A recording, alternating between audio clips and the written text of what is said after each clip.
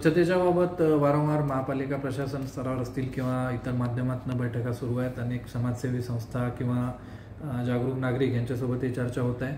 स्वच्छतेमध्ये दोन महत्त्वाच्या बाबी आहेत। एक महापालिकेची जी यंत्रणा आहे त्याविषयी माझ्याशी आयुक्तांशी पण चर्चा झाली होती की आपण मार्केटमधला जो कचरा उचलण्याचा वेळ आहे तो जर बदलला आणि तो जर थोडा दुपारी केला, दुकान किंवा इतर आस्थापना सुरू झाल्यावर, तर आपल्याला दिवसभर स्वच्छता टिकवता येईल।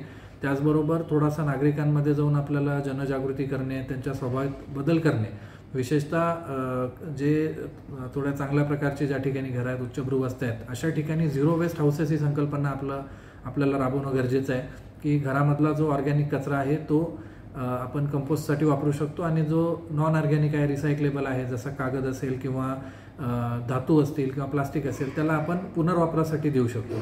किमान जे उच्चभ्रू घरं आहेत ज्यांना हे करणं शक्य आहे त्यांनी हे निश्चितपणे राबवलं पाहिजे। त्याचबरोबर जी QR कोडची त्यांनी यंत्रणा आणलेली आहे त्याची सुद्धा अंमलबजावणी चांगल्या प्रकारे होणे गरजेचं आहे। यामध्ये नागरिकांसाठी एक महत्त्वाचा भाग आहे की आपण दिनांक 14 सप्टेंबरपासून 2 ऑक्टोबरपर्यंत म्हणजे महात्मा गांधी जयंतीपर्यंत स्वच्छता पंधरवडा आणि स्वच्छता ही सेवा हा एक उपक्रम राबवतोय। त्या अंतर्गत आपण शहरामध्ये विविध स्वच्छताविषयक काही ॲक्टिव्हिटीज घेणार आहोत। अर्थात बाकी नगरपालिका असतील, ग्रामपंचायती क्षेत्र असेल, त्यातही आपण हे सगळे कार्यक्रम घेणार आहोत। यामध्ये आपण स्वतः हिरिरीनं सहभाग घेणं आवश्यक आहे। आपल्या नांदेड शहरात अनेक ग्रुप्स आहेत की जे वारंवार नदी स्वच्छता असेल किंवा इतर कामं करतात, त्यांना आपण वारंवार सोबत घेण्याचा प्रयत्न करतो आहोत आणि यामध्ये नागरिक, प्रशासन आणि स्वयंसेवी संस्था हे तिघंजण एकत्र आले तरच आपल्या शहरातला स्वच्छतेचा प्रश्न मिटू शकेल असं मला वाटतं।